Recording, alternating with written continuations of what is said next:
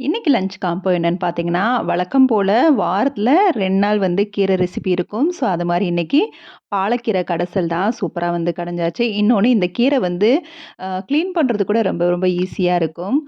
அடுத்ததா முட்டை பொரியல். சூப்பரா மிளகுத்தூள் அதிகமா போட்டு ஒரு முட்டை பொரியல். அப்புறம் கொஞ்சமா முருங்கைக்காய் இருந்ததுனால, அத வச்சு கூட்டு ரெடி பண்ணிடலான்னு சொல்லி முருங்கைக்காய் கூட்டு தான் ரெடி பண்ணியிருக்கிறேன். முருங்கைக்காவோட கொஞ்சமா மிளகாய் தூளு, மஞ்சள் தூள், கரம் மசாலா தூள் போட்டு கொதிக்க வச்சுட்டு, வெந்ததுக்கு அப்புறமா கடைசியா தேங்காய், சோம்பு, பச்சை மிளகாய் சேர்த்து அரைச்சு போட்டு ஒரு முருங்கைக்காய் கூட்டு சூப்பரா ரெடி பண்ணியாச்சு.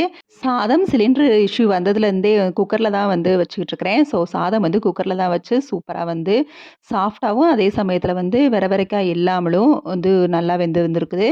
அவ்வளோதான் சுட சுட சாதம், அதோட கீரை கடைசல்னு 2 காய் வச்சு சூப்பரா இன்னைக்கு லஞ்ச் ரொட்டீன் முடிஞ்சுச்சு. ஸோ இதுக்கப்புறம் என்னது கிச்சன கிளீன் பண்ணிட்டு, அதுக்கப்புறம் எப்பவும் போல ஒரு குட்டி நேப் போட்டு, அப்புறம் ஈவினிங் தான் வொர்க் பார்க்கணும்.